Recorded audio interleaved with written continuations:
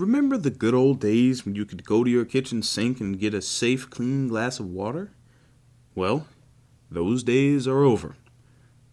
Under the Franklin Roosevelt administration, utilities had been regulated and run by municipalities with a commitment by the federal government to work with those municipalities to adequately maintain water service systems. That meant, as in the case of New York City, constructing reservoirs and dams to accumulate water from the surface runoff and watersheds to supply a sufficient amount of water to the inhabitants of the city. Then, for those who didn't like the taste of typhoid fever and E. coli, that water required proper treatment and cleaning. The commitment by the federal government to make this basic necessity of life available and safe ensured clean water to the American population. That commitment was thrown out of the window with the death of Franklin Roosevelt, and by 1971, with the takedown of Roosevelt's Glass-Steagall fixed exchange rate system among currencies, financial speculation took over, and physical production and maintenance was crushed. By the late 1960s, physical productivity fell to a net loss, as utilities such as water management were left to rot.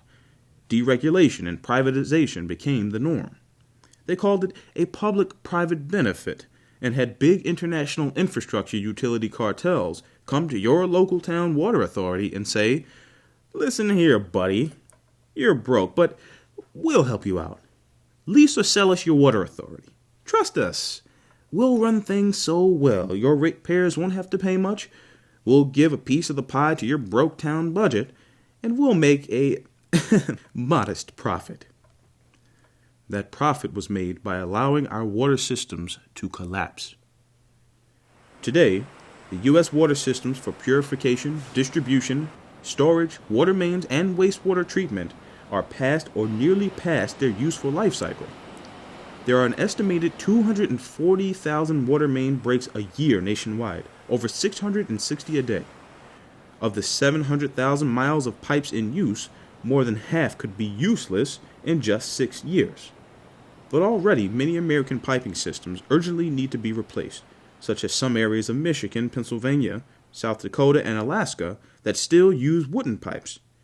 The cities of the East Coast, like in New Jersey, in Washington, D.C., and Baltimore, all suffer from contaminated or nearly contaminated water due to gross negligence. It was the federal legislators' willful complicity to the dogmas of deregulation and privatization that have left old pipe systems unkept for decades, that are now in desperate need of repair and reconstruction. To this we say, no more. Instead, we'll kick out the middlemen and privatizers, and go back to regulated utilities that are managed by cities and municipalities with the cooperation of the federal government. With a Glass-Steagall Act in place, we can utter credit to fund the rebuilding of our water systems and also deal with a looming water shortage currently facing our country.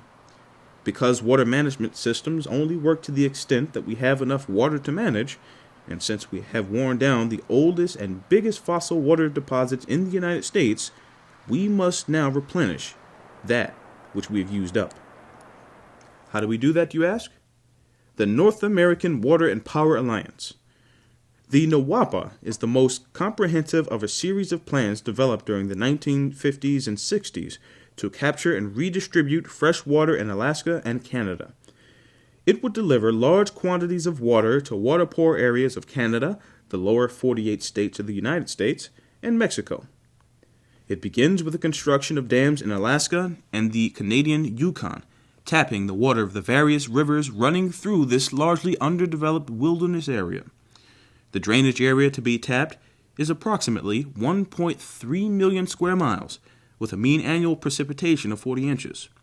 A large portion of the water would then be channeled into a man-modified reservoir 500 miles long, 10 miles wide, and 300 feet deep, constructed out of the southern end of the natural gorge known as the Rocky Mountain Trench.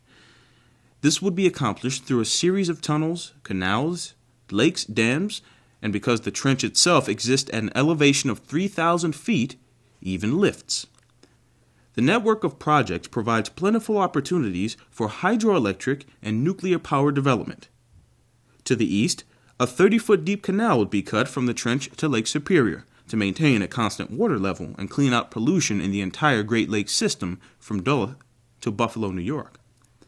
South from the Trench Reservoir, water would be lifted through a giant pump lift to the Sawtooth Reservoir in southwest Montana, from which point it would flow by gravity through the western part of the system, passing through a tunnel in the mountain to the western and southern United States.